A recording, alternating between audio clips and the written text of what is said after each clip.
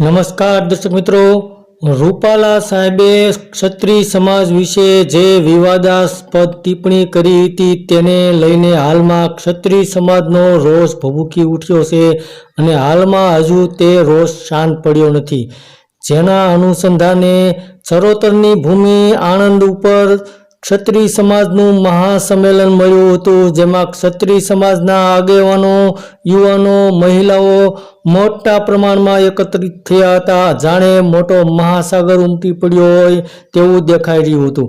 ત્યારે ચરોતરની ભૂમિ આણંદની અંદર જે મહાસભાનું સંમેલન મળ્યું હતું ક્ષત્રિય સમાજનું, તેમાં ક્ષત્રિય સમાજના એક બહેને જોરદાર અને ધ્રુજાવી નાખે તેવું ભાષણ કર્યું હતું અને સ્ટેજ ઉપરથી આ બહેને કહ્યું હતું કે થોડા સમય પહેલા રાજકોટની અંદર ક્ષત્રિય સમાજનું સંમેલન મળ્યું હતું ત્યારે બધા ધ્રુજી ગયા હતા, પરંતુ આજે આણંદની અંદર આવડું મોટું ક્ષત્રિય સમાજનું સંમેલન મળ્યું છે. આવડી મોટી જનસંખ્યા જોઈને લોકોની ઊંઘ ઉડી જવાની છે.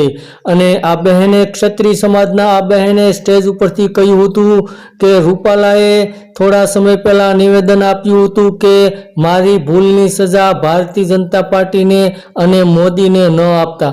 તો આ બહેને કહ્યું હતું કે રૂપાલાએ જે ભૂલ કરી છે તેમની સજા ભારતીય જનતા પાર્ટીને અને મોદી સાહેબને મળવી જોઈએ કે નહીં.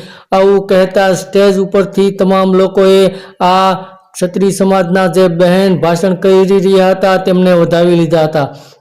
તો હાલમાં તો ક્ષત્રિય સમાજનું મહાસંમેલન આણંદની અંદર મળ્યું છે, જેમાં ખૂબ જ મોટા પ્રમાણમાં ક્ષત્રિય સમાજના આગેવાનો, ખૂબ જ મોટા પ્રમાણમાં જનસંખ્યા એકત્રિત થઈ હતી, જેને જોઈને કદાચ ભારતીય જનતા પાર્ટીના નેતાઓની પણ ઊંઘ ઉડી ગઈ હોય તેવું દેખાઈ રહ્યું હતું. ધન્યવાદ દર્શક મિત્રો.